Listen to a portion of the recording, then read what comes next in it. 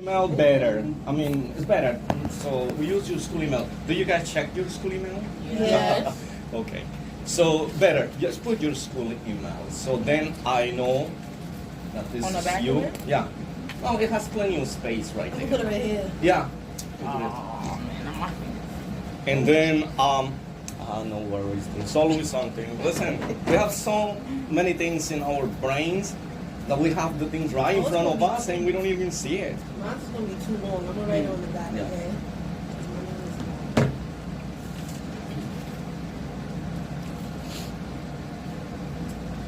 So that's basically what it is. So all the information that I'm giving here, you have it. And just keep it, in your files and you review it any single time that you have it. When you're in the train, you review it.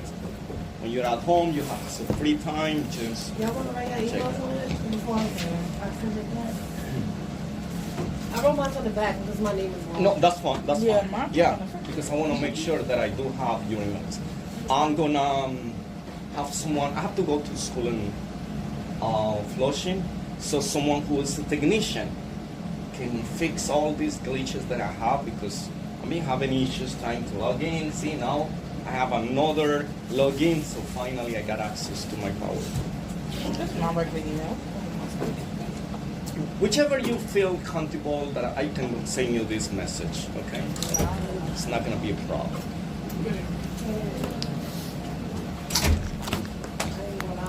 Did you get the email from the school? Yeah. With all the chapters? Or only one? I couldn't open it yet. So Okay, try and see if you get it. And let me know if you can open the zip file, because the zip file contains 14 chapters. How you doing? I've only seen two. Yeah, 11, see. 10 and 11. Oh, now it's 10 and 11. Maybe still downloading. Do you have this? Do you guys have enough space, memory? That's what I send it on a zip file because it doesn't take too much of the memory. Thank you. And then, oh, you definitely have more than me. Because I got a small business, so I'll be taking pictures and stuff. Yeah, you need it. Vicky only sent 10 to me at least. Yeah, she was the one who was. That's why just write your email right there, and later on, when I get home, But like my personal or the one? whichever you feel like you want to receive your. School, so when, like, Yeah, the when school is I'm better, so gonna go I'll back, have everything. I got everything there. Yeah.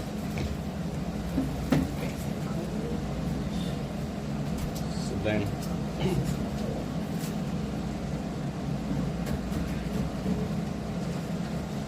So what time do you guys get back home?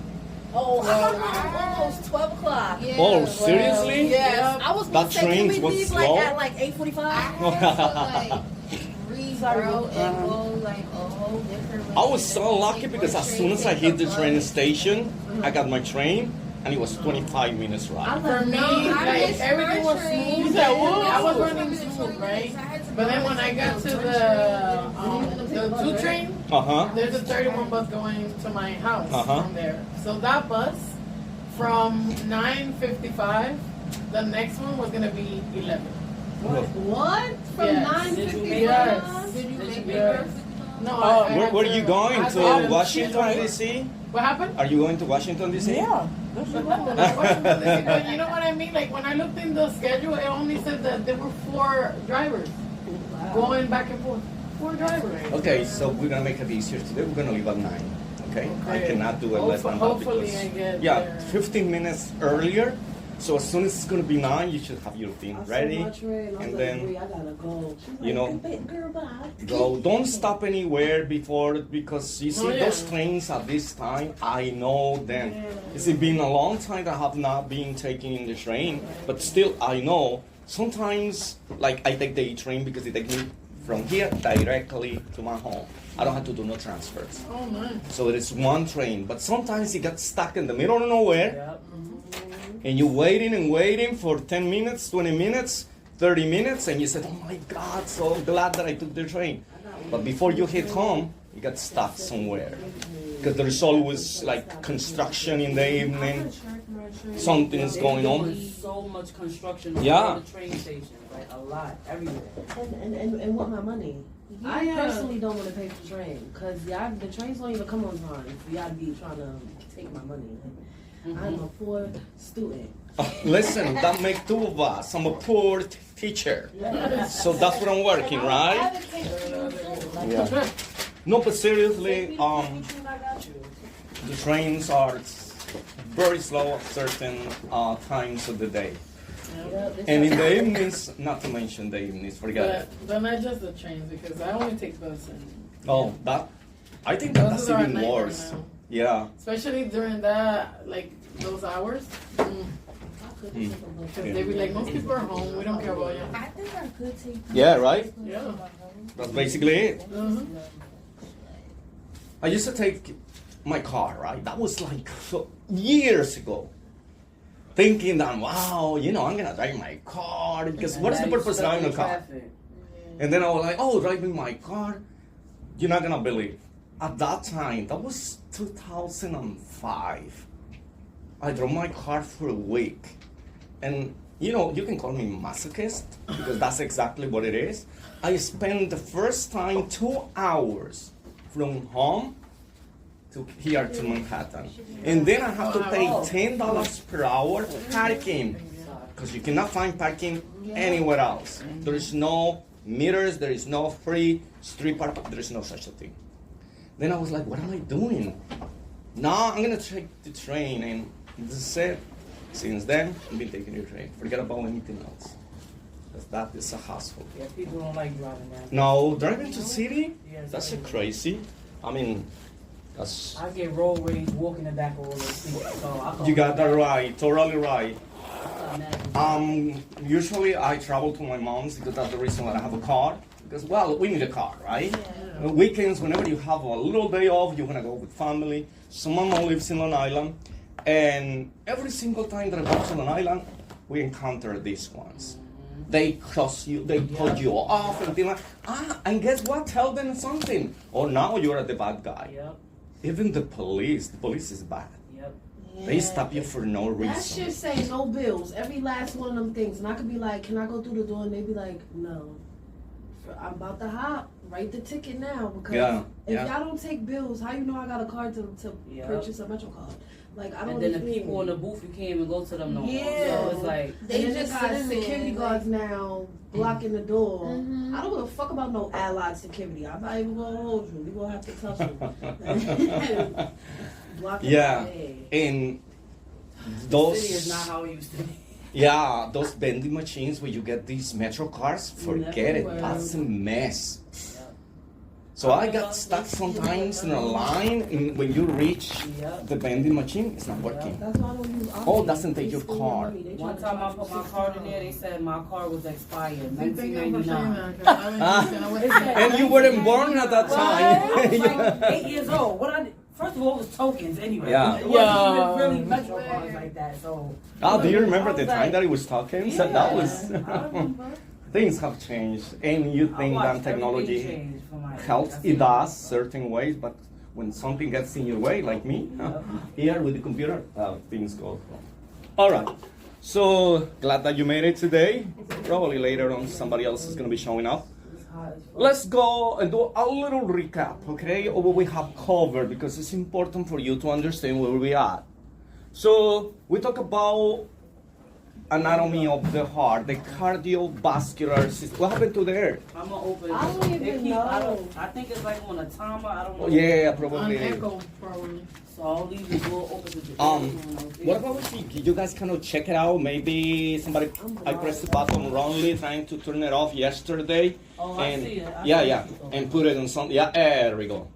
It was echo? Yep. Yeah. See? I couldn't, I'm a little blind. There you go. Black No, no, no. man. And listen, we're in the same boat. That's what I asked. Go check because I was pushing every single button last night to turn it off. And then you know what I did? I said, oh no, I'm gonna switch it off from this other, stuff because it's not gonna waste my time. So we talk about the let's talk about the things that are really important, right? That you're gonna have in your exam. The heart. What is the function of the heart? To pump blood. Simple. How much blood an adult have in their circulation? 5 to 6 liters of blood are every hour. Those 5 to 6 liters are passing through your heart. Remember, now because we know that the function of the heart is to pump the blood, the heart is made of 2 parts, 2 pumps. One pump that pumps blood from the right side of the heart to the lungs, and the other pump from the left side of the heart to the rest of the body. So what type of blood runs through the right side of the heart? The same in the words that you know. Not oxygenated. Excellent. So remember, we have oxygenated and deoxygenated. You don't need to break your head thinking about that, because as soon as you see it written, you cannot know which is the right answer. For now, that's the one that don't have oxygen and the one that carries oxygen. The left side of the heart is always, that blood is always oxygenated, because this is the blood that is going to go through every single cell, organ, system of our body. On the other hand, remember, the right side receives all the blood that has been used. So now it's dirty, has to go to the lungs, because the lungs is like the laundromat. It's going to remove the toxics, which is CO2, carbon dioxide, and it's going to add oxygen. Now remember, always keep in mind that sometimes they might not write the word oxygen. They use the symbol. What is the symbol of oxygen? O2. O2, correct. So get familiar with these things, because sometimes you might know the answer, but then you see these symbols, these elements, and then you say, oh, wait a minute, what is this? I don't see the answer, because I know my answer, but I don't see it written that way. So you should be a little on the lookout for that. If they said carbon dioxide, what would be the symbol that you're going to use for that? CO2, correct. Just think about carbon, C, oxide, O, and C and O. There are 2 letters, just put CO2. That's it. So basically that's what is important right here. So we talk about the layers of the heart. How many layers the heart has? How many walls? 3. Which one is the muscle of the heart? Myo, the middle layer. See? Very simple. The information I gave it to you, just reminding you, kind of recapping what I did last time. What is the name of the membrane that protects the heart called? Correct, the pericardium. Remember, don't mix it up with epicardium, because the epicardium is the outer layer, not the membrane.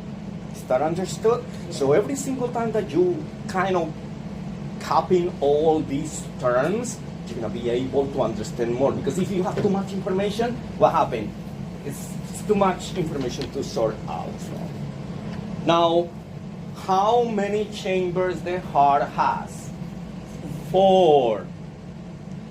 Atria, ventricles. 2 atrias, right and left. 2 ventricles, right and left. Which of these chambers are called the receiving chambers? Receiving. Which of these chambers receives blood? The right one? The upper one, remember. The atria. Which ones are the discharging or the pumping chambers? The other one. So if you know one set, you should know the other set. So I'm using terms here and there, throwing you things in there. So when you see these questions, they are familiar to you. So you don't have to be kind of wondering what I'm going to do. One of the things that I'm going to talk to the direct, which he's gonna go what I'm gonna tell him, is that after the internship, you guys have registered for the national exam. I want to bring you back and do a review course for the exam. Not going over the chapters, going to a bunch of questions and see where you guys stand.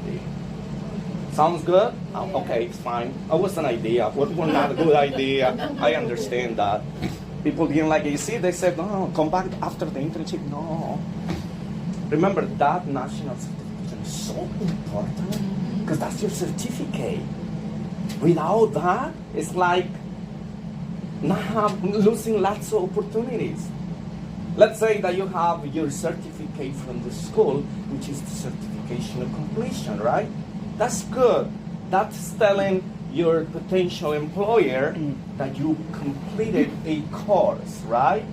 But that will be for the doctor's office.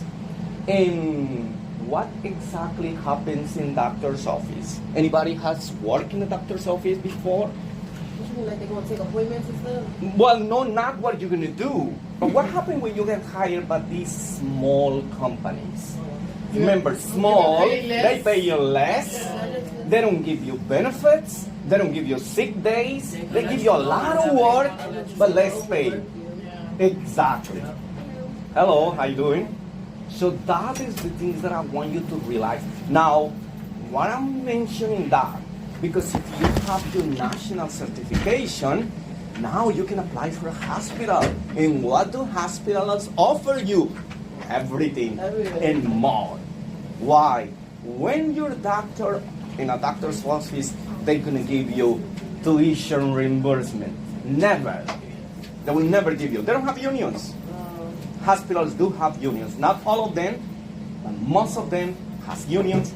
And then after 1 year of working in that place, you qualify to get the tuition reimbursement. Take advantage of everything this country, these jobs offers. See, where I come from, by the way, I'm from Brazil. But I do speak Spanish because my mom's from Spain, my dad's from Portugal. But I was born in Brazil. I have lived in so many countries because my father was in the government. So every 2-3 years, well, hey, you have to ship somewhere else. So I have 3 sisters, all of them are from different countries. Yeah, none of us are but from the same mother as father. So every single time we move around, so I had kind of adopted all these cultures in South America and part of Europe. This was my last place to come. So after we go around every single place, I said, okay, you're gonna go to the United States. No, I didn't choose to come. Unfortunately, my dad got killed. So then the government said, you guys move somewhere else, because, you know, just for the heck of our safe. And I'm very glad because, you know, hey, I never thought I was going to be teaching in English. Well, I never thought that I was going to be teaching at all, because this is not something that I have planned or I have in my mind. You know, when you're a little kid, you think, oh my God, I want to be a soldier, I want to be a fighter, I'm going to be a soccer player, all those things that in your country, right? But you don't think about, oh, I'm going to be teaching. Well, that was not one of the things that I want to do. So just like you have dreams when you were a little kid, I did have mine, but teaching was not one of them. I got into teaching accidentally, and I love this type of accidents because I love teaching. I do. And it's related to what I do, because as a medical doctor, I have to deal with patients. Here, I'm educating you how to deal with the patients. You know what I mean? So it's completely related. So that's what I like it. And I understand it a lot. For those who were in here yesterday, I'm Professor Hoyer. And I worked here for 14 years in a hospital. Every day. That was like, you know, my dream was to work myself as much as I could and make money, because that's the reason that you go to school.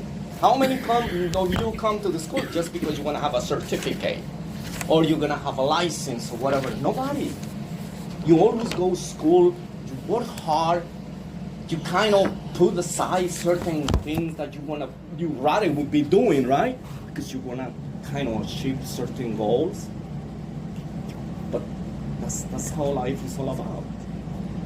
And that's what I'm trying to be easy with you, because I know how hard it is. I did have all the time of my life. I didn't have to work. I went to the school. But you know, sometimes here we don't have to work because we're like children that have mind. Oh no, Daddy, I don't want to go to school. Oh, what should go to school for? No, let's go traveling. Let's go do the... No. Wait a minute. This is time now for going to school. Because later on, you know, you're going to need it anyways. And these programs are very short. You know, next thing you know, you're done. And then you move on with your life. Now you move on to do whatever you want. But once again, these certifications are very important, and you're gonna get a job. There are lots of jobs. Medical assistants are making right now between $22 and $30 per hour. So that's good money for the short period of time that you have to be working. Even phlebotomists makes the same money. So let's say that you didn't want to work as a medical assistant and said, oh, you know what, I don't want to be working as a medical assistant. You want to work in a laboratory? Go there. Just the only thing you have to do is draw blood, collect urine, and do all the little testings right here that you're going to learn over there to do. And you're going to make the same amount of money and sometimes more. You can actually get jobs to go to their patients' homes to collect their blood, to do the EKG, to do this or that, and they pay you per client. And you can do it in your own time. So there are lots of opportunities right now. So don't put it away, you know. Don't think, oh, I'm gonna be just doing this. No. And your first opportunity is gonna be more likely in a doctor's office. But don't take it in a way that, oh, professor said that, oh, those doctor's offices don't pay you much, right? But guess what? This is when you're gonna gain your experience. After you work with these people for a year, because they're gonna go overwork you, right? But they're doing you a favor, because next time that you move to the real job when they really gonna pay you, you know stuff.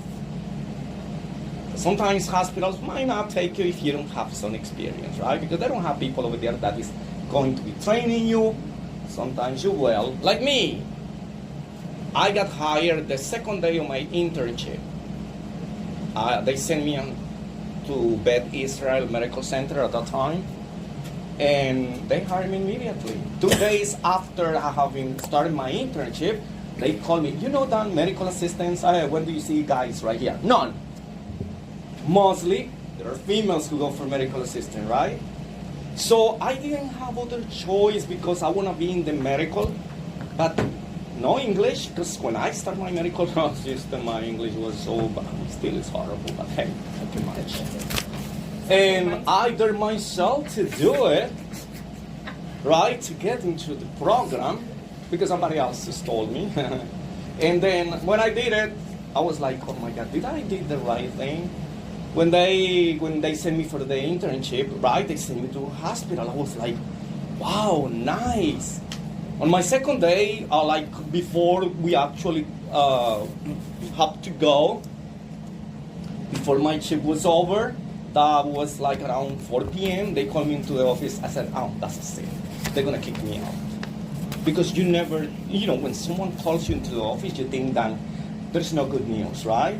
So they said, oh, one of the medical assistants told me, oh, listen, Alberto, go to the supervisor's office, they want to talk to you. And she said in such a way that I was scared, right? She said, oh, they want to see you over there. I said, oh, me? Okay. So I went over there and, you know, I was standing over there and I said, oh, you want to see me? Say, yeah. Ask me a bunch of questions, and that person that was interviewing me, oh my God, when I saw her face, I said, no, this is it. It was so that I was going to tell you, listen, you don't need to say anything, I'm leaving. I said, wait. You're not understanding. We want you to stay. We're going to hire you. I said, we're going to hire you. I understood some stuff, right? Then she noticed that I was kind of lost, and she called someone to translate. She called a nurse that spoke Spanish as well, and says, oh, listen, what they're saying is that they like the way that you work and they want to hire you. And I said, oh, that's fine, but I have to wait, like for over a month because my internship was 200 hours. So I said, no, I have to finish first. I said, no worries. The hospital already have contacted your school, and your school director waived you all this internship because they're going to hire you. Wow, that's fire. Yeah. So this can happen to anyone. So what I'm trying to tell you is like you can go to a hospital, you can apply, always apply, regardless of all these requirements, if you will. Oh, you have to have 1 year experience, you have to do this, send your resume. Send your resume. You might have a lucky person over there, your lucky charm that is going to pick up your resume, is going to call and say, you know what, I like this person. Just to see your resume, or for some reason, they call you and they give you the job. So always send your resume everywhere. Yeah, and I heard hospital HR are horrible. Yeah. They take long. They do. Long, very long. They do. When they need 5 someone, months. they call a bunch of people, right? And then they take long because, remember, when they're not interested in you, they're not going to call you. That's why you have to send your resume everywhere when you see a position. And these doctor's offices, most of the time, they will hire you. So there's a bunch of opportunities over there. So don't despair. You guys can get a job, I'm telling you. I have students, I teach these courses in Spanish. Can you imagine? Because I have a lot of people, listen, I'm putting myself in the place that I used to be, right? That I don't know how I passed these courses. And I read a lot. I have to work twice as much as one of you that already knew English. And I was like, oh my God, what am I going to do? So this time I said, I'm going to open some Spanish classes. So I have Spanish classes, you don't know. Give the opportunities of these people who wants to do it. In this country, we have people from other countries that they are already graduated. They are medical doctors. They are nurses. They are in every single field of the medical industry. You have But Spanish classes, I'm sorry to cut you off, doing this? Say what? Spanish classes here in the school? Yes, I do have classes in Flushing and sometimes here. But It's for during now, the daytime, right? evening time. Oh, I'd rather do this in Spanish. Oh no, but you cannot switch from this course to the other. No? No, because those are separate courses. Those are totally different. See, for Spanish, we run the courses a little different because of the language barrier and things like that. But if you know someone who doesn't speak English but wants to do the course, yeah, we can recommend it. That's a different issue. So that's how it goes. So if I got the opportunity to work in a hospital, even though with my no English, I would say, people can manage, and you do it. Just learn the things that you have to do, and that's it. Responsible.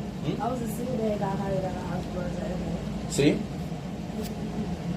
Sometimes we put ourselves in these positions.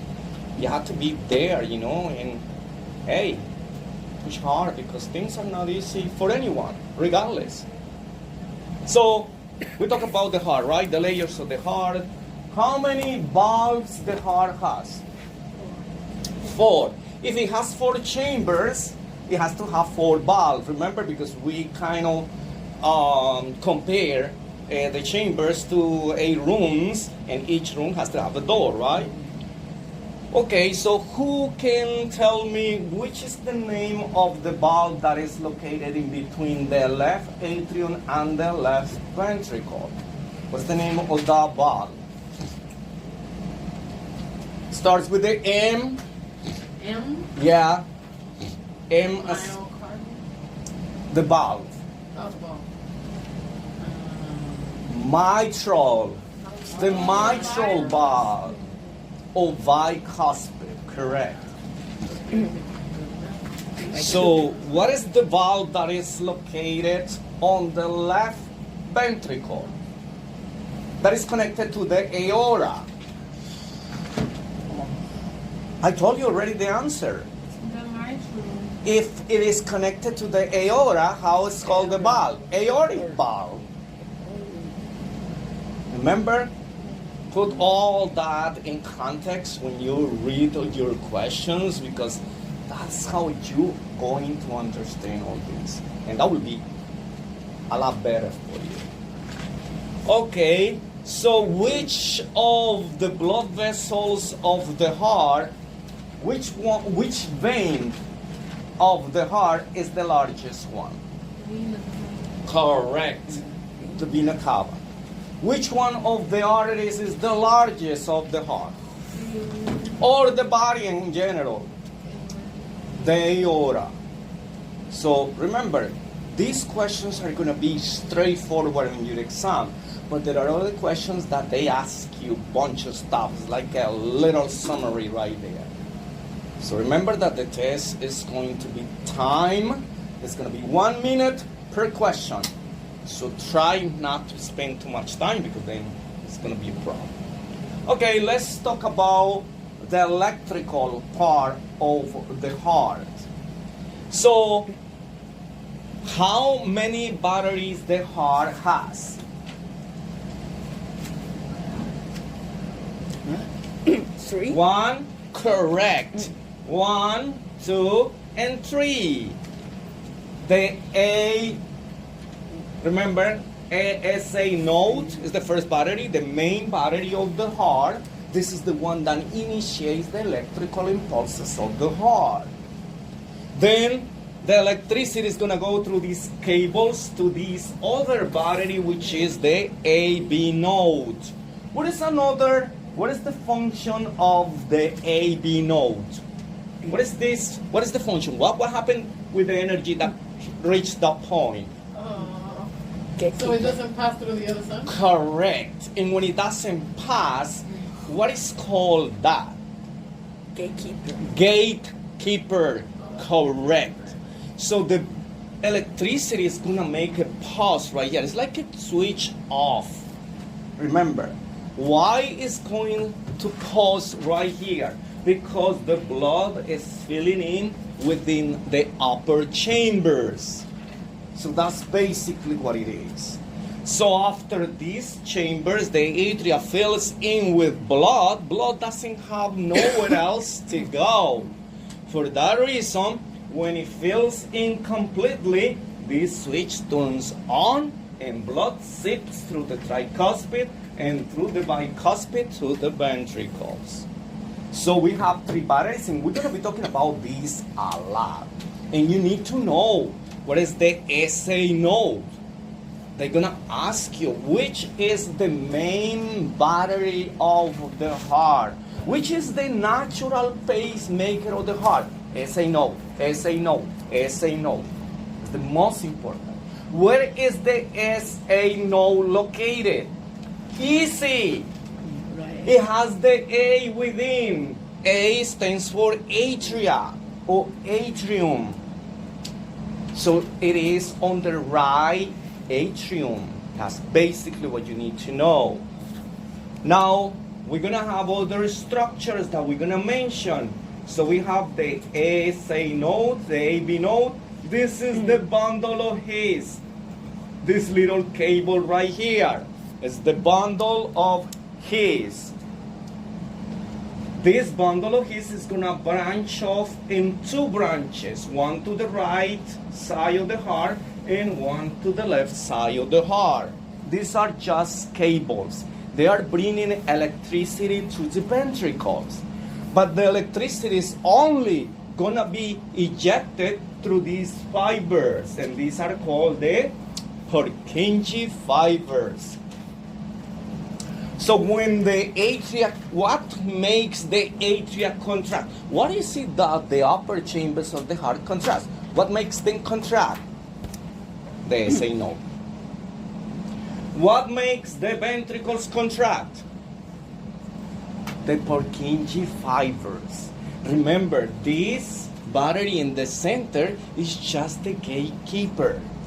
It's not allowing blood to pass to the lower chambers, but they do not contract the atria or the ventricles in a normal heart.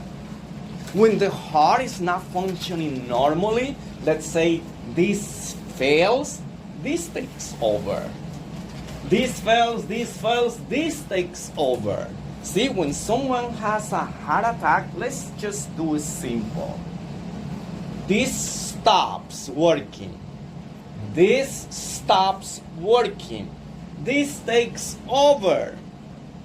But one battery at the end of the heart that is not ejecting too much energy is not going to be enough to keep the heart functioning. For that reason, the patient in this stage is collapsed already. And we have to put the electrical shocks to them so they can revive. Otherwise, this patient is gone. So that's basically what's going on. So when these batteries, remember, if the batteries of the heart are not functioning, what is it that we have to do? Charge them, right? And that's what we give them, these electrical shocks. How you doing? So that's basically what it is. So we're gonna see more of this in the chapter, in the slide ahead, right here. So I always have like this chart, right? This flow chart for you, so you can put it together just in case when you see the graphic, you don't get it, then you put it together. So, no, it's the largest that you can do it.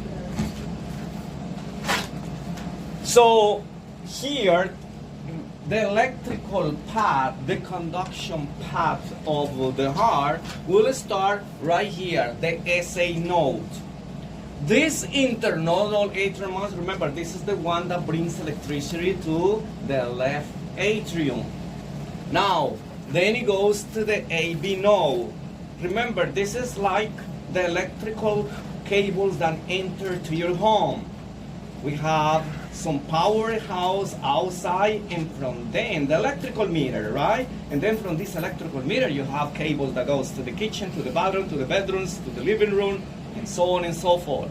So these are cables, but then in each one of these rooms, we're gonna have these bases, which is the outlets, the switches, the lights, when we can actually get access to electricity.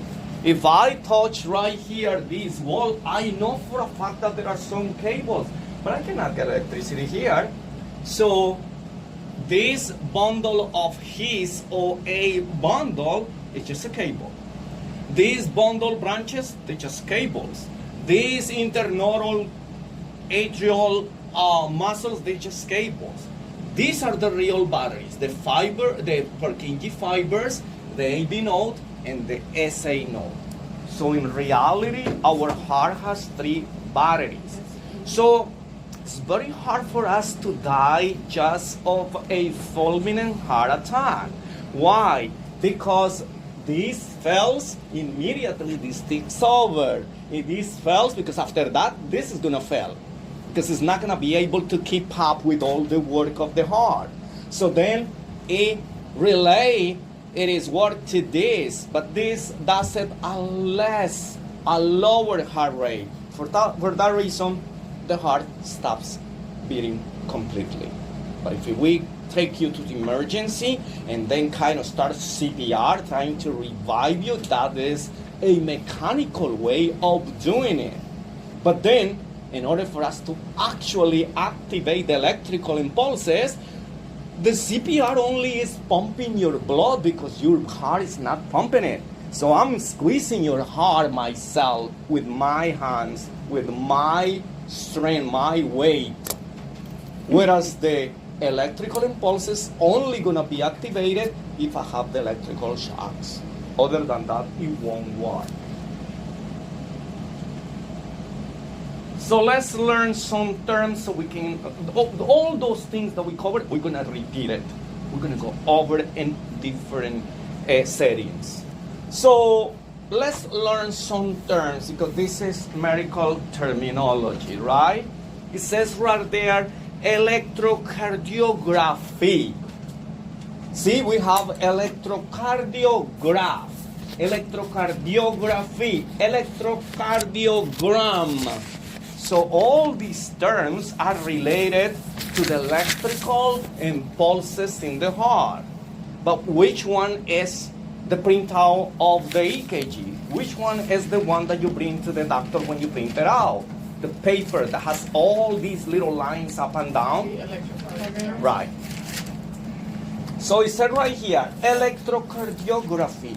So in simple terms, electrocardiography is the process of capturing all these signals, electrical signals from the body, particularly from the muscle of the heart, that are transmitted through some electrodes that we place on the patient's chest. It goes through some cables, it goes through a machine. That machine is called an electrocardiograph. See, the machine that processes these electrocardiograms is called an electrocardiograph. So graph means machine, the equipment that we use. See, it says right here, machine that records the electrical impulses of the heart. That's exactly what it says right here. Graphy is the process of capturing all these electrical impulses. So things that I want you to know, this, the machine, they're going to say, what is an electrocardiograph? Immediately say, oh, that's the machine that processes the electrocardiogram. And you're going to have the answer right there, right? It's the machine, it's the equipment, it's the device. They can use any of these terms referring to the answer for this question. And this one is the print out. What is the print out? The copy that generates an electrocardiograph that you bring to the doctor so the doctor can interpret it. That is called an electrocardiogram. Now, if you have seen, this chapter says EKG, but also use ECG. Anybody knows what is the difference? I'm using German. Could you ask that again? You see that I'm using EKG and ECG. So most of the time you kind of understand EKG because that's what we're using all the time, right? So EKG, right? And there is one of ECG. So what is the difference between these two? This is electrocardiogram. What is this? Electrocardiogram. It's the same. This is Greek. This is Latin. Remember, the Americans went their own way, right? So it's both the same thing? It means the same. It's just that in Greek, cardio is spelled with a K. And in Latin, cardio is spelled with a C. Is that understood? So when you see these two, because it can be used interchangeably, eventually this EKG is going to disappear. We no longer going to see now most of the textbooks, most of these publishers are using ECG instead of EKG. So when you hear the word EKG, they said ECG is different. Now be careful, don't mix it up with ECG. EGCE, because that will be an electroencephalogram. That is something that you're going to check in your brain, right? So this is it. So nothing else. So don't get it kind of thinking that, oh, they tried to trick me. I never heard of this. I didn't know. Because simple things can throw you, a little bit to the side. Okay, this is nice, and this is going to be easy for you. Because this is what we're going to be doing over and over. And every single thing that is in... Remember, what did I tell you about things that are on red? They are important, and they're going to be on your test. That's what is important. Did you guys sign in already, all of you? And wrote down your emails, please, because if you didn't receive all the slides from the presentation, I'm going to send it to you when I reach home. I'm gonna go there. The first thing that I'm gonna do before I drink my bottle of wine, no, I'm just kidding.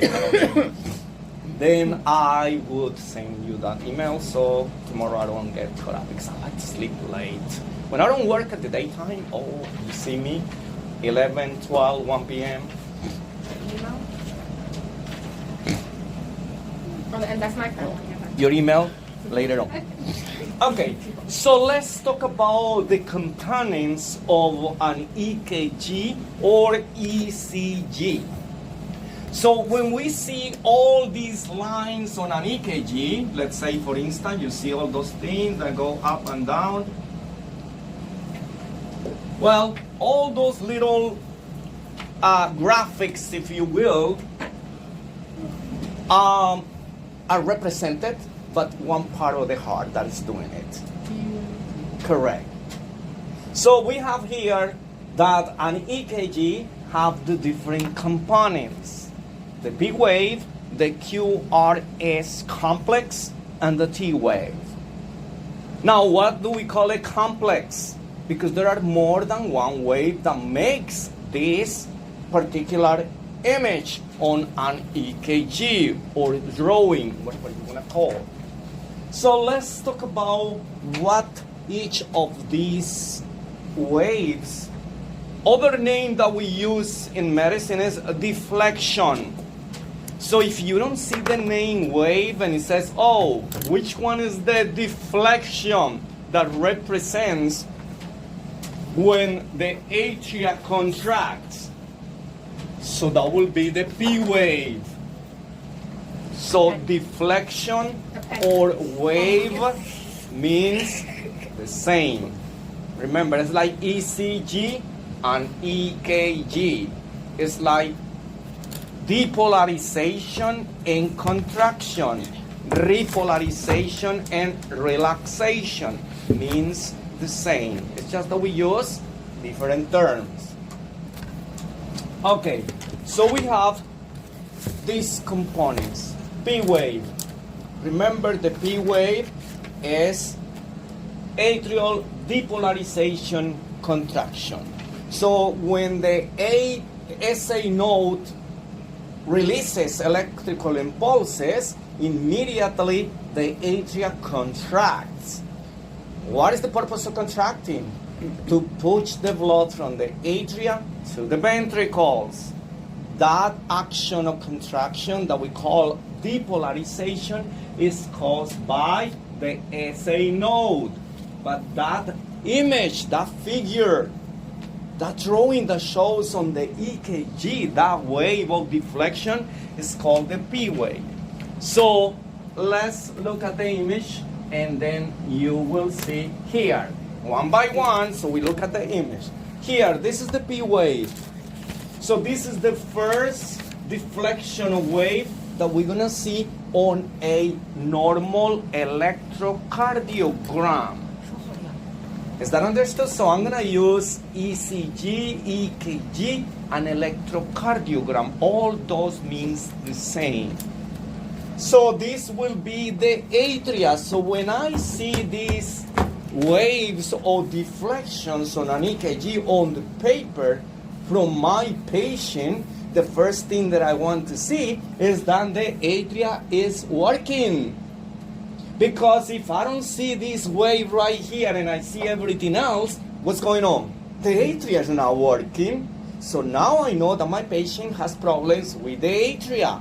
I'm gonna focus on the atria. That is basically what happened right here. So this will be the P wave. Now we're gonna have the QRS complex. Let's go back to that one. Right here. So it says right there, ventricular depolarization or contraction. Remember, depolarization, contraction is the same. What was the other name that we used for contraction? Yesterday? That I mentioned that only when we're dealing with with blood pressure, we can use it. What is depolarization and contraction? What is another term that we can use for that? Remember? What is the term that we use for blood pressure? Systolic or systolic. Because it sounds alike. That's basically what it is. So, see, don't put it somewhere that you cannot retrieve it. But as I mentioned yesterday, so much information, how you gonna retain everything, right? That's what I'm kind of bringing up, the most important things. Systolic. I'm gonna write it down, right?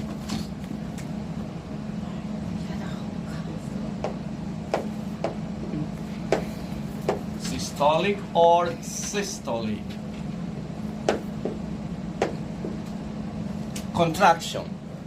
Because remember, in blood pressure, we have the systolic blood pressure and the diastolic blood pressure.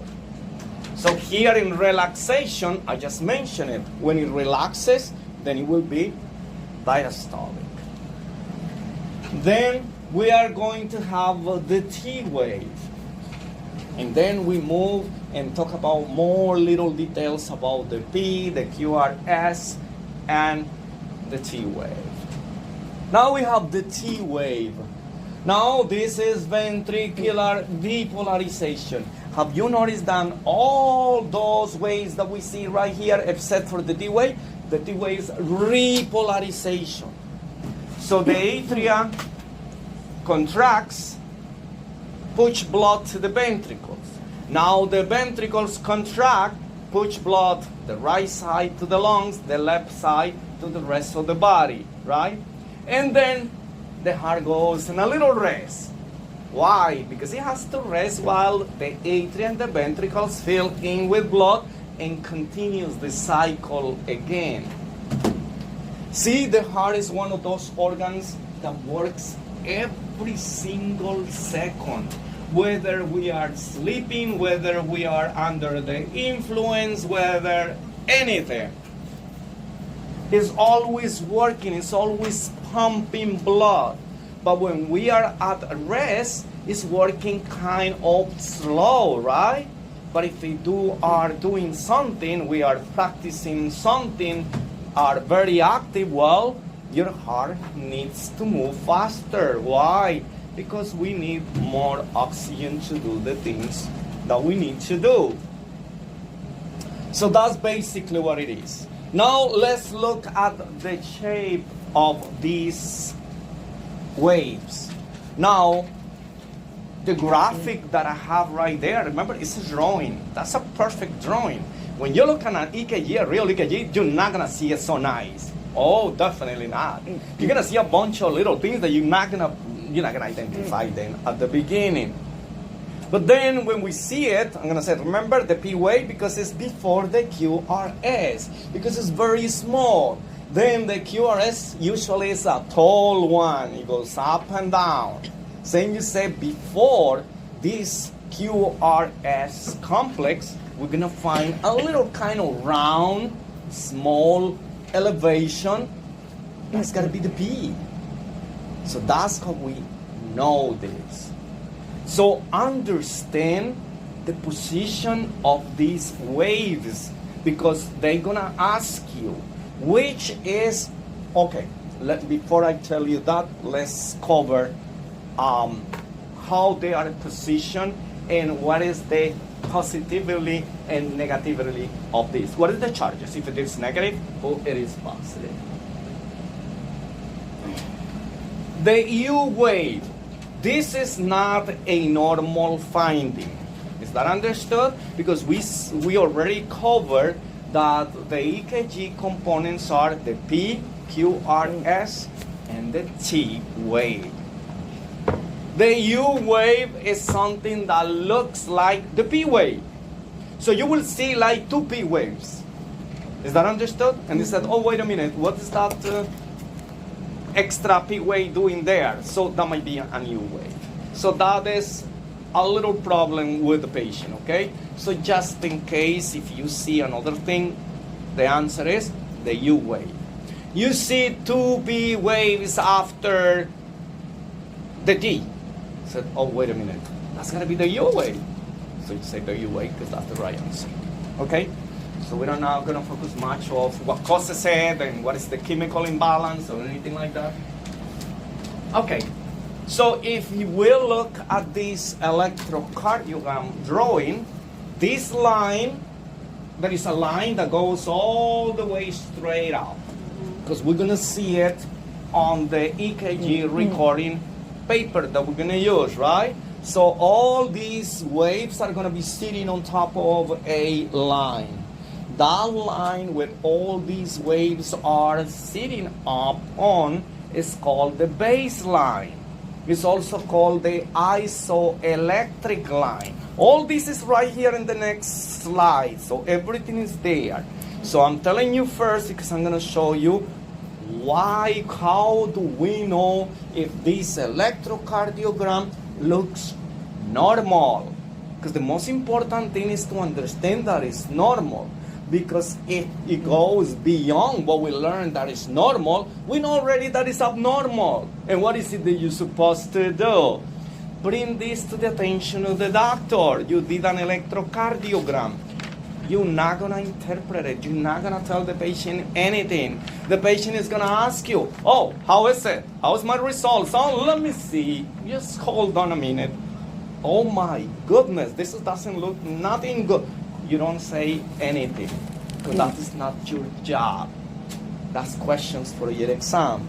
You, as a medical assistant, you are not entitled to diagnose, and this is diagnosing.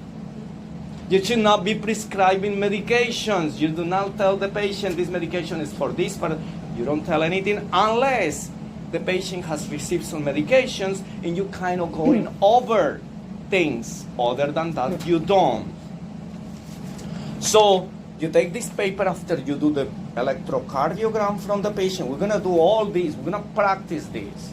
And then you see something that's really going kind of very weird, and you know that it was not you, that you didn't do it right. So then you said, oh, no, because I'm going to show you, if you did it wrong, what to fix.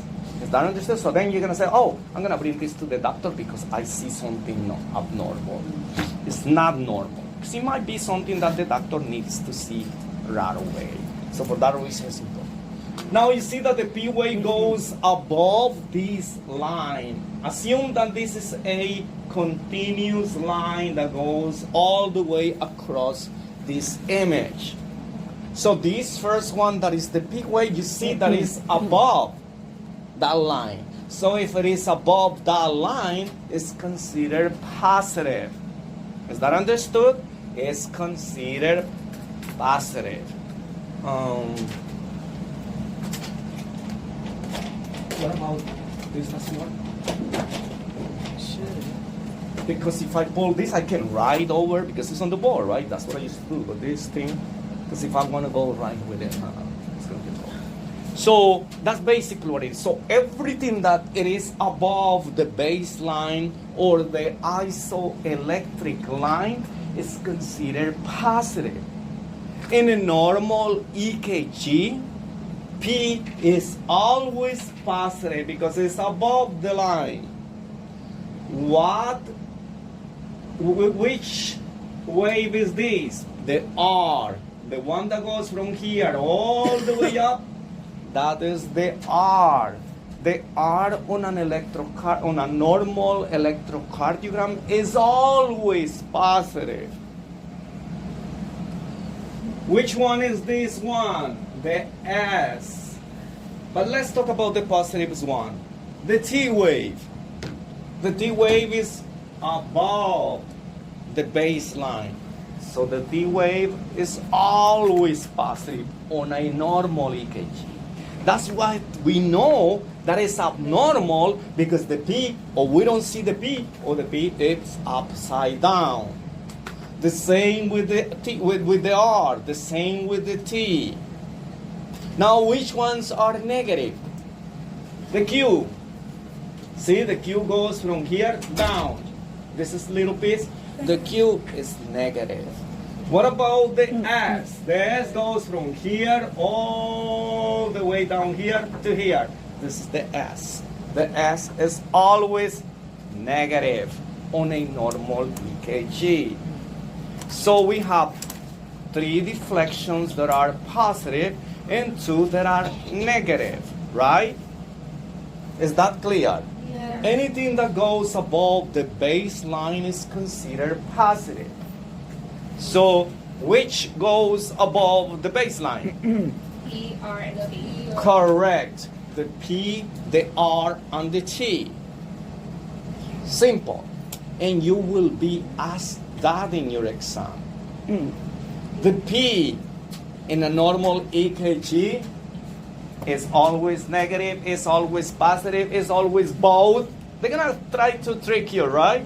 But you know already that in a normal EKG, it needs to be positive. Okay, let me ask this question. Which is the first negative deflection on an EKG? Q. Correct. It's the first one. This is the first positive. This is the first negative. They love to ask these questions. They want to know whether you know this little picture. So basically that's what it is. What does the P represents? P, R, second. No. The P, this way by itself, what it represents in the heart? Concentration of Oh, wait. It's not relaxed. The other thing. Contraction, Yeah. depolarization, or what? What part of the heart? The atria. Remember, the P represents the atria. The QRS represents the ventricles. When the atria contracts, we see the P wave. When the ventricles contract, we see the QRS complex. What represents the T then? Relaxation. Which part of the heart is relaxing? The ventricles, because are the last one. See, this after this contracts, they relax and they move to the next and start the cycle. Excellent. Wow. It's very good. So the QRS represents what again? This is the contraction of the ventricles. Remember, we have atria, ventricles. The atria contracts, we see the P wave. The ventricles contracts, we see the QRS. So then, what is the purpose of having the T? Because it's the time that the atria, the ventricles, relaxes. Okay. Sometimes in general, if you don't see in your question that it says, okay, what does the T represent? What does the T wave represent on an electrocardiogram? Now, you don't see there that it says ventricular repolarization. You don't see ventricular. It says the heart repolarization or just repolarization or relaxation. That is the correct one. Is that not? Just look for relaxation, but make sure that it's relaxation, not contraction. That's basically what it is. Now, let's look at the lectures because then we're going to talk about these little spaces right here. Because these little spaces right there are very important. And they have certain length, if you will. We have to measure this. We're going to learn how to measure this, how to calculate the heart rate and the different methods you use for that. Remember, after you pass the exam. Now, just to make you feel better, because I know this, during the medical assistant exam, the clinical medical certification, EKG, they ask very, very little. Is that understood? Yeah. Very little questions. They ask more about phlebotomy, a lot. They ask about law and ethics. They ask about OSHA. They ask about all these PPEs and all those. Those are key points. How to deal with the customers. How to answer the phones. Things like that. They like to ask that because this is every single time. This is more like, heavy stuff, if you will. So in EKG, they don't focus much on this. The reason that these classes like this, because some people like to take the national certification for EKG. Let me tell you this. Don't waste your time, don't waste your money. No one is gonna hire you just because you have EKG certificate. There's no need, no need. So we'll take the national results, right? That's everything included. Correct. Which you can take.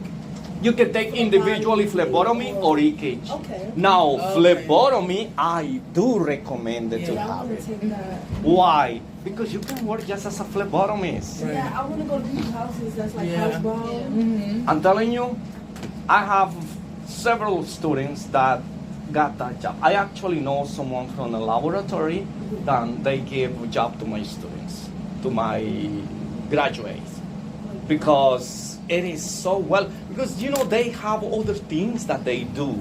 So they kind of, you know, schedule the appointments when they have the time, and they go do it.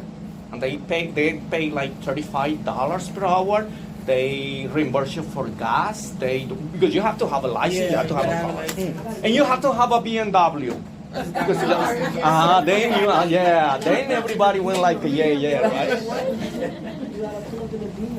I'm bringing that up because my son, right? My son is going for psychology now. My little one, well, the little one that has nothing.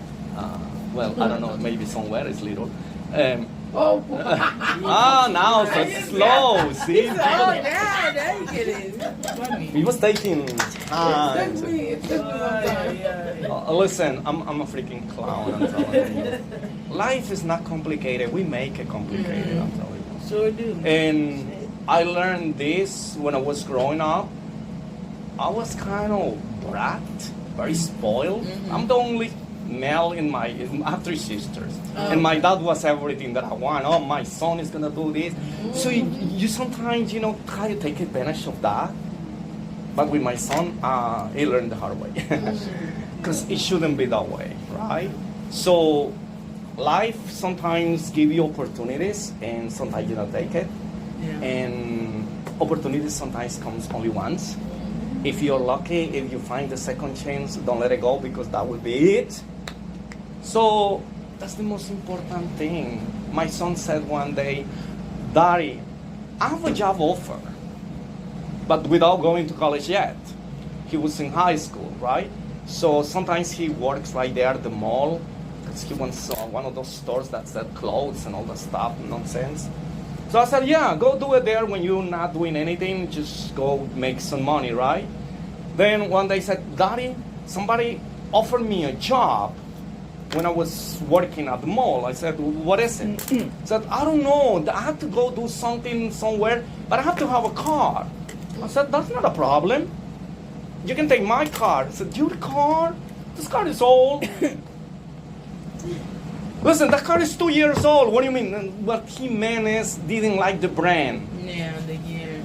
So I said, Daddy, they said that I have to own whether a Range Rover or a, what was the other one that I said? BMW. He had the 2 brands, right? I said, they don't accept the Lamborghini for any chance?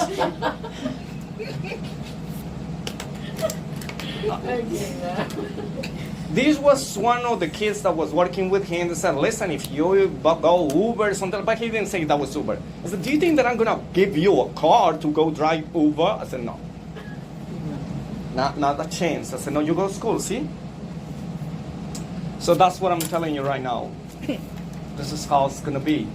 So no worries for the EKG exam. Don't even waste your time and your money. Remember, even phlebotomy, if you're not planning like going directly to work in a lab, because in a lab, you see this private laboratory like Quex Diagnostics, BioReference, and Norwell nonsense. Those things, they want you to have the phlebotomy certificate, not the medical assistant. Is that understood? Yeah. So for that reason, phlebotomy, I do recommend if you can have it, if you can get it. But if you're planning to work in a hospital as a medical assistant, no worries. One certificate covers everything, right?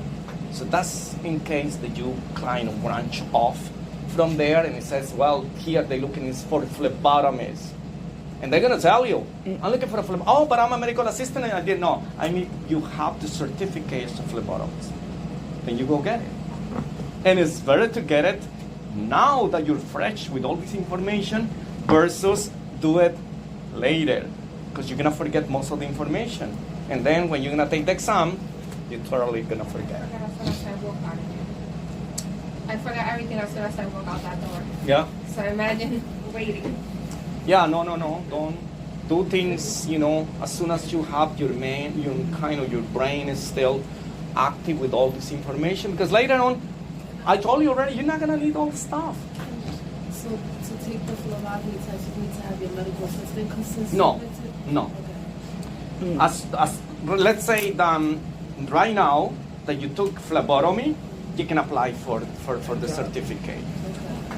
See, don't say this to your director because I don't know how it works right here. They said, oh, this guy is going there and telling everybody. But this is how it is. Because you already took the course, right? So the most important, because these courses, you can take it independently. I teach phlebotomy, I teach EKG independently. Because there is a course called the PCT. People who have done the course for CNA, they want to upgrade, not medical assistant, but they don't want to lose whatever they were doing before. So they do EKG and phlebotomy. Now they get the PCT certificate, and they can work in a hospital. So now they can do things like, the phlebotomist technician, and they work over there, and they get good money too. So do that because, believe me, within the umbrella of the medical assistant, you have all these courses that you took. But yeah, and what I was going to say is, go ahead. So to take the phlebotomist test, we got to take the course or no, because we already did this? No, you got to do phlebotomy, not complete the medical assistant, no. Let's say you did phlebotomy, right? And like some of my students that I have for medical assistant, I recommend them. Because they said, oh, I'm not working. Okay, take that certificate now, look for a part-time. And then you come to school, finish it up, whatever you're doing, but you already probably have the opportunity to start working. Because see, 9 months are a long, long period when you're not getting money. And you want to get some income, right?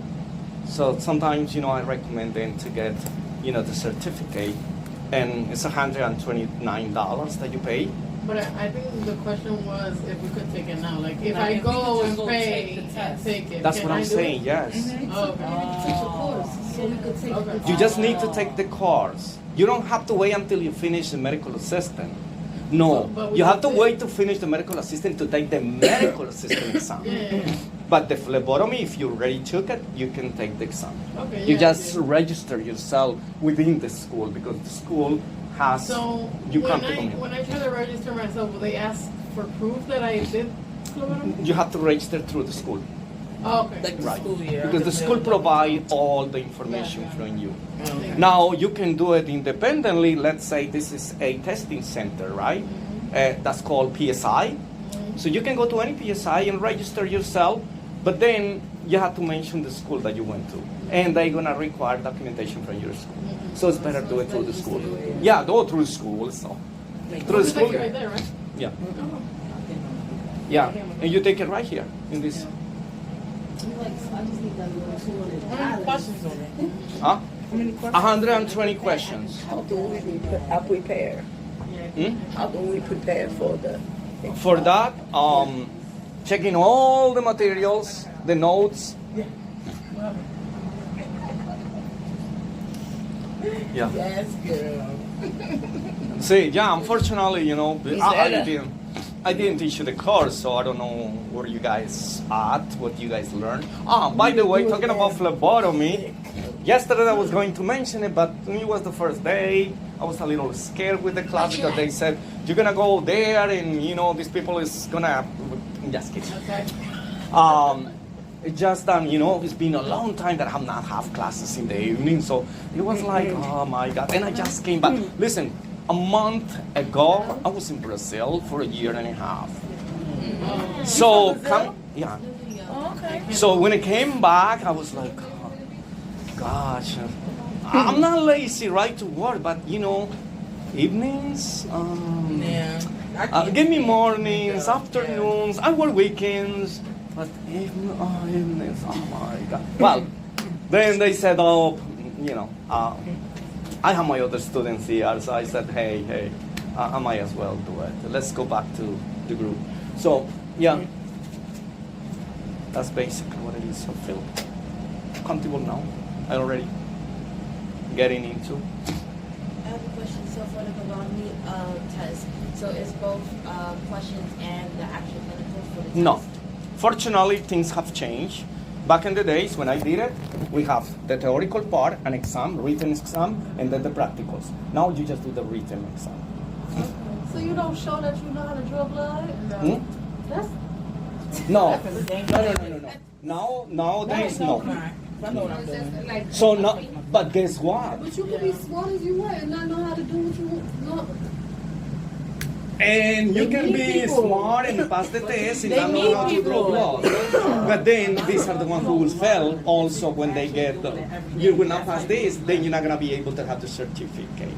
So listen, some people get very nervous when you've been tested. Yeah, me. So then you know how to draw blood, but at the same talking about blood. Yesterday I was going to make the comment that if you feel, remember that I asked a question, if I hire you right now and I ask you to draw blood from a patient, would you be able to do it? So you guys say, yeah. So I said, I felt comfortable that you guys know how to do it, right? Yes? Yeah. Feel like you can draw blood? I think I can. Can we draw blood today? No. Oh. But yes, this is my point. At the end of this class, if you guys want, we can do EKG practicals, but we can do phlebotomy practicals as well. So my only question is I feel like people are not want to talk. What did I mention? No, but listen. My only question to that is, because we were supposed to get out of here, and this is how I see it because I'm wasting a lot of money to get here. I have an answer for that, but go ahead. Yeah. I always have answers. We were supposed to end by September 4th. That Okay. means we're not gonna end on September 4th. Okay. What other class?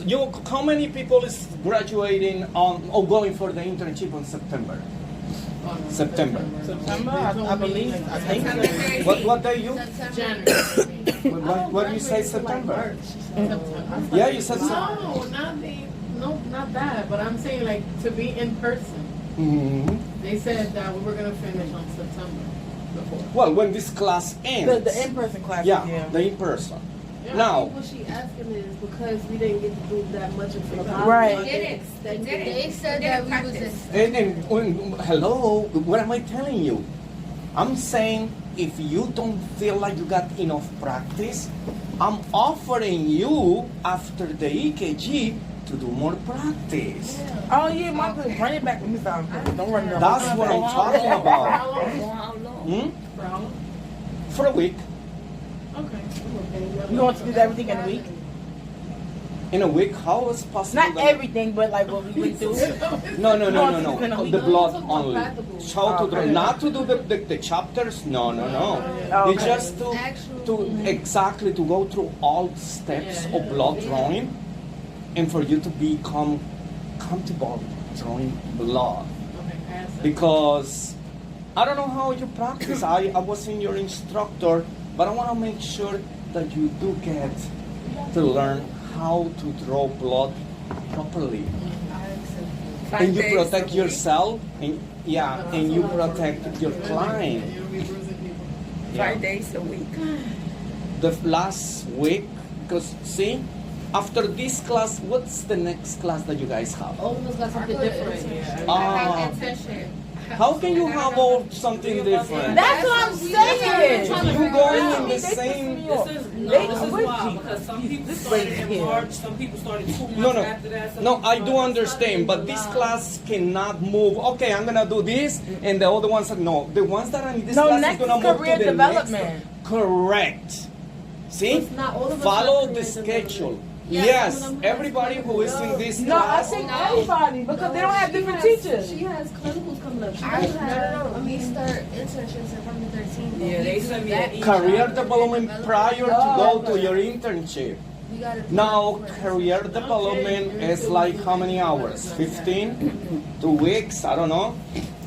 Yo, that's so weird. I don't like how they started it. Listen. I just want to make sure that you guys understand the process. I do know, I follow that not all of you started the same day in the program. But as you move along in this course, the next class for all of you is going to be 1.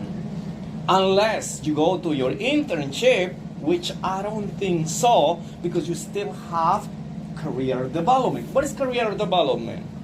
There is nothing else than teach you how to do your resume, how to prepare for interviewing. That is career development. Now, do you need a lot of time for that? No. Why is it that instead we shorten that career development and give you the practicals that you're really gonna need, which is phlebotomy? That's my thought. Now, if you think that something else is better for you, well, it's up to you. I think your idea is good. Yeah. Because Yeah, I wanna I practice. do definitely want you to practice. You There is, something here. listen, there is, when you start doing your internship, not being able to draw blood is very uncomfortable. The EKG, I'm 100% sure that you're going to become a pro.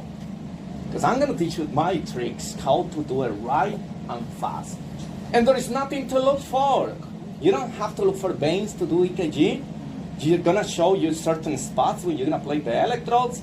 That is it. And print out how to enter the information on the machine. Who doesn't know? You have phones. Like 5 It's the minutes. same. Exactly. You take more asking the patient to change than to do the process itself. And just to make sure how to troubleshoot something that might go wrong, not because the patient is heart is failing, but because you did something wrong, because the temperature is too cold, because the patient is moving, because the patient has a medical condition. All these can affect the actual reading and interpretation of your EKG. I'm going to show you those tricks so you can feel comfortable when you start doing it. Is that understood? But for phlebotomy, there's no such a thing, whether you know it or you don't. Why? Because the veins of our clients are not visible all the time. The size of the veins are not the same. Sometimes you see good veins, or you might think there are good veins for you to draw blood. They might not. So I want to make sure that you really get all these. You're not going to say like, oh my God, oh, this is like I've been doing it for, no. But at least you know what you're going to be doing, because remember, all of this is practice. Because after that, you're going to be practicing and practice. But this is the get going for you. That's the first stepping stone for you to go there, and you know that when you're going to draw blood, you know what you're looking for. Know what you're doing. Not that the patient is going, because these patients, as soon as they see you, because they are patients, they are established patients from that facility, they're going to look at you and say, oh, I haven't seen you here. You knew here, right? That immediately makes you nervous. Why? Because the first thing, what is it that you're going to respond? If I tell you, you're going to draw my blood, right? And I said, wow, I haven't seen you here. You knew here, right? And you're going to draw my, what would be your answer? I would say I'm new here. I would say I was I'm new here to transferred. this. I was transferred. That is not the right answer. I know that I'm new here, but you have to give a little more details. Well, you probably have seen me for the first time here, but I'm working in the department next door. That's it. I work in the hospital. It's just that today I'm covering or I'm doing something else. Because what they feel comfortable with the person that is being drawn the blood prior. In any business, when you go to your store, the grocery store, you see a new clerk, the first thing you said, oh, haven't seen you here. But here is you're going to draw blood. And they're going to start saying, oh, you better know how to do it. Oh, you better, all the time. Because the clients are like that. So I want you to feel comfortable when you encounter this type of people and how to address them. First of all, listen, be nice all the time. Good morning. Know the last name of this person. Immediately get the requisition from the doctor that is going to give it to you. Oh, this is Mr. and Mrs. Hi, Mrs. Smith. How are you doing today? Oh, my name is Alberto. I'm the phlebotomist. The doctor orders some blood. Then before the patient answer or anything like that, says, oh, which arm do you prefer? Or which arm do they use to draw your blood? Make the patient participant. It's not like, okay, I'm going to draw blood. Let me see. And trying to find something. No, let the patient talk. Who better than the patient to know where exactly they draw their blood? Because they know their veins. They know the issues that have gone through when they go in for a draw blood, or for a blood draw. So you have to be careful with all that. And if you are nice, these people feel uncomfortable to refuse. And then you will go from there. So that's what I do. When I was working, that's what they told me from the beginning. Oh, you're new here, right? No, I haven't seen you. Well, I'm new in this office, but I work in the office next door. That was my first time in that building. But I'm not going to let them know who I am, because that makes you feel uncomfortable. Because they said you're new, you kind of right out from the school, you don't know. And I'm going to show you tricks to show that you know what you're doing. Because there are many things that we do unconsciously that's going to show to the people that you're learning. Because you're not organized. You're moving things around. You're shaking and you're quiet. No talk. Talk to distract your client for everything except for EKG. For EKG, you should not be talking, because when you're doing that, the patient has to be quiet. Otherwise, all the things that the movements and whatever is going to show on that paper. So we're going to discuss things, because I'm going to show you and I'm going to tell you the real work. It's not just what is written here. It's the things, the real things that you're going to encounter with your clients. I feel like it's the co-workers too. But I feel like, because I never had a problem with my patients, but like when you come into a new facility and everybody else that works there finds out, it's like I don't like being shadowed, and that makes me nervous. That's what's making me exactly shake watching you. Like I don't like that. And then they just like always over my shoulder. I don't like that whatsoever. Like, okay, so that's gonna happen everywhere you go. Believe me, and even worse. It's not that they're gonna shadow you. You're gonna have like a bodyguard on top of you, right? But they're gonna start telling you what to do and how to do it. I don't like that. Well, nobody likes that. But you need to know how to react to that. See? And that is the career development thing. To train you how to you react. don't mean it till it just happens. Like, I just had a problem with sucking my teeth. So like it was saying I just stripped my teeth, and then it's like, oh shit, I didn't really. Yeah, you be like, oh, I didn't mean to suck my teeth. But like, No. And you're gonna encounter a lot of people over there that they're not gonna like you. Remember, they're gonna feel. Some of the people, some people feel threatened when they see the new kid in block. Said, oh, is this person gonna replace me? Or this person looks better than me? Is this and that? And then start kind of, putting things against you. That's why you have to know how to behave. Remember, less is more. The less you do, and be nice.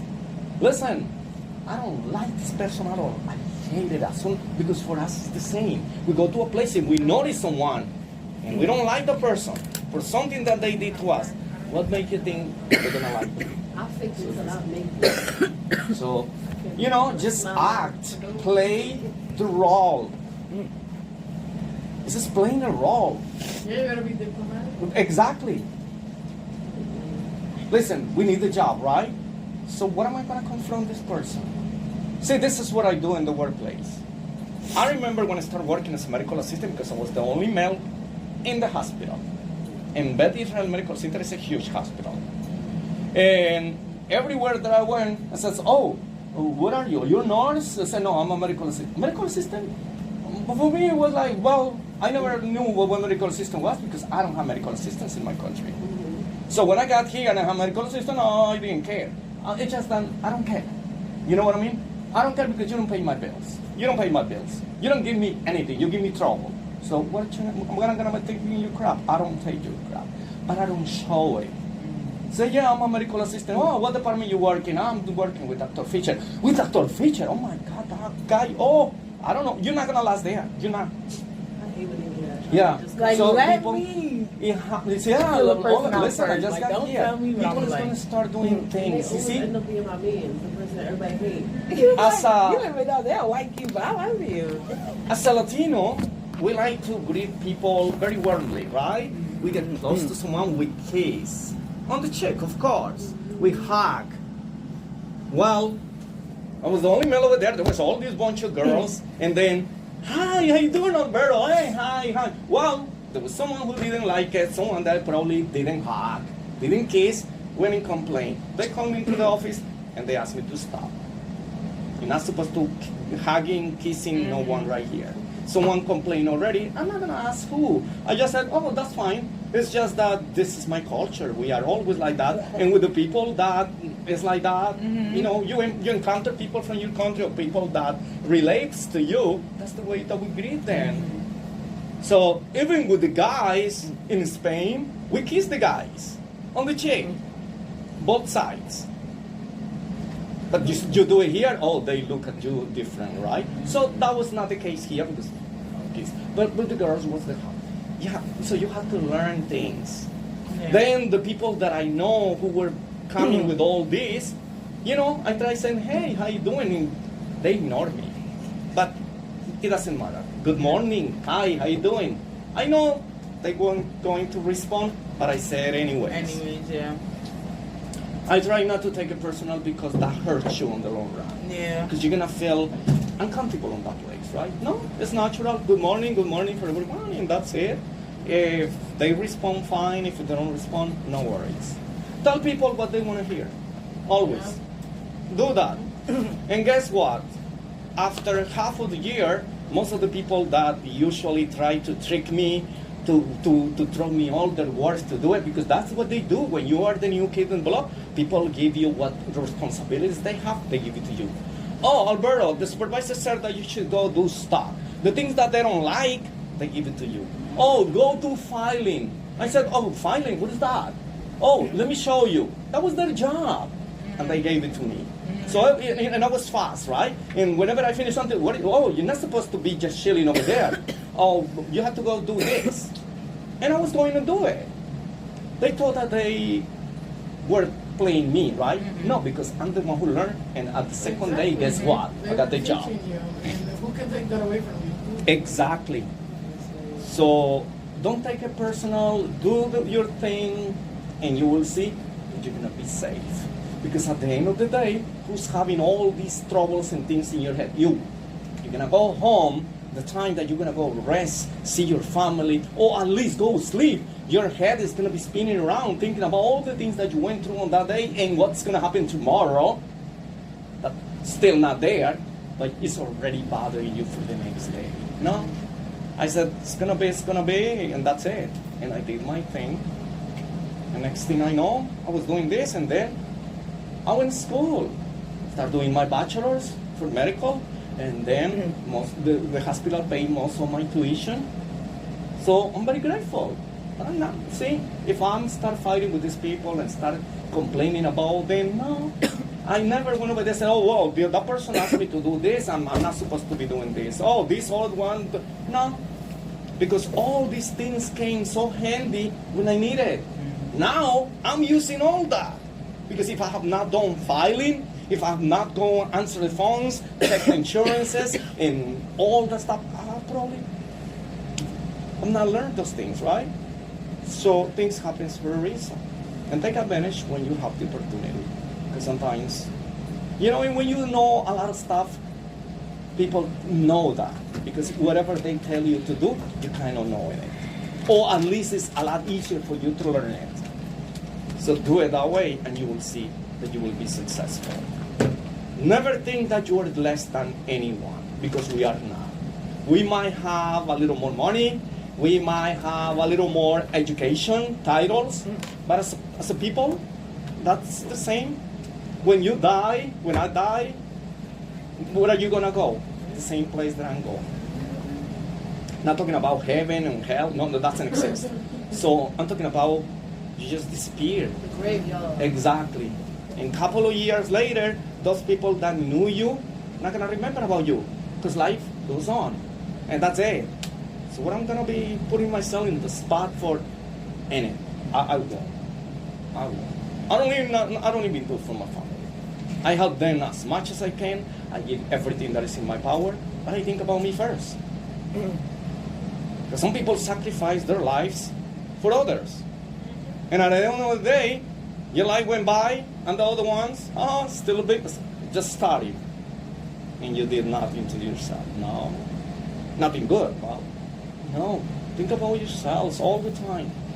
Accept everything that you have right now, but don't accept to stay within. Try to change it. Say, oh, well, I'm right here right now. Tomorrow I'm going to be right there. But work for it. Don't think that a lucky one, a magic wand is going to touch you and then things overnight are going to change. No. We do the changes sometimes. Sometimes, even though if we work hard to get something, still don't get it. Is that understood? There are people who go college, do many things, and apply for a job, they don't get it, and they have to go work something else and do something that they didn't go to school. Exactly. So no, things happen, but we have to keep a positive mind all the time. And you will see that you will go places. Okay, so let's go back to the EKG, because this is a lot of stuff.